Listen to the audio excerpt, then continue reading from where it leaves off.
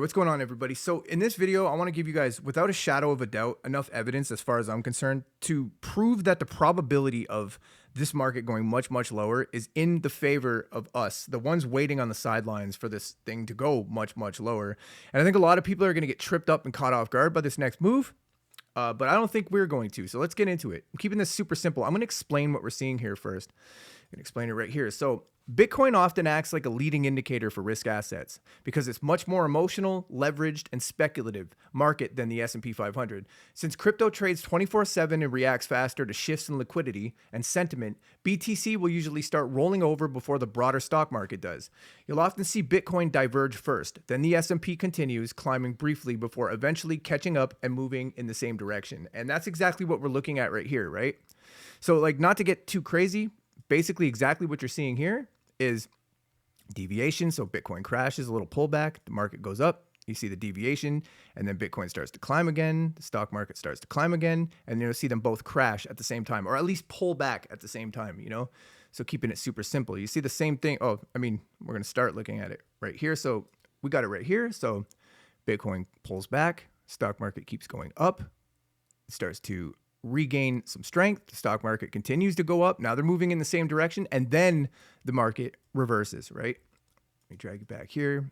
It's the same thing, right? Right here.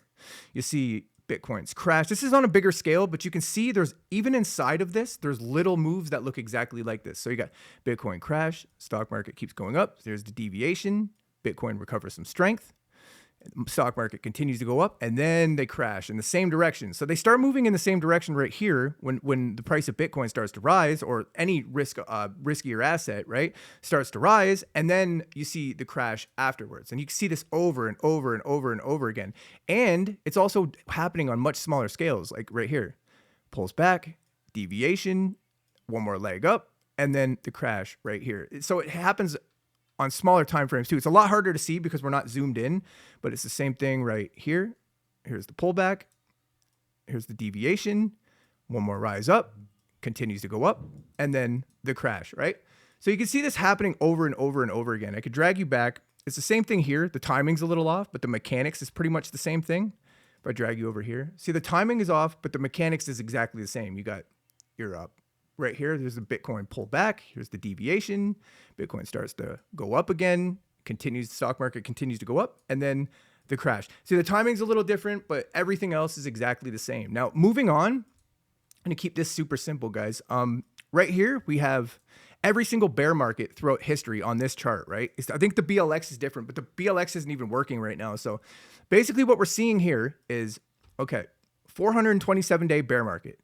427-day bear market, 427-day bear market, and right here, 427 days to the downside. You can see here that we're nowhere near the bottom as far as I'm concerned. We're a little over 50% done this bear market. So what we're looking at here is A, B, C to the downside. And if you're looking at a time to buy, it's most likely going to be November 2026, December, November 2026, in that general vicinity. I think, you know, we're going to put in the C wave, market's going to start to bottom, and then this thing's going to turn around. Not to mention, we have this very, very long-term trend line or curve at the bottom here.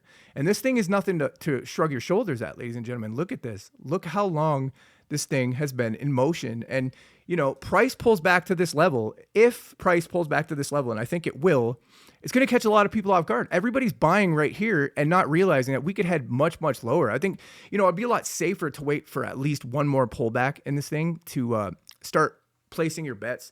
And yeah, I just wanted to bring a quick video to you guys explaining these two things, which I think, in my opinion, are pretty much a nail in the coffin for anybody who thinks this thing is about to go to the moon right now. Because like, I hate to see how somebody could argue with this and say that, you know, the probabilities aren't in our favor for the people waiting on the sidelines for one more move to the downside and some consolidation at the low, right? There's a whole bunch of other things I could get to. If you guys want to know exactly when I'm buying and you want to know exactly how I'm buying and, you know, yada, yada, you guys want to keep up on all the things that I'm doing and all the moves that I'm making, do me a favor, smash up the likes and make sure you subscribe for more. I love you guys. I'm out. Peace.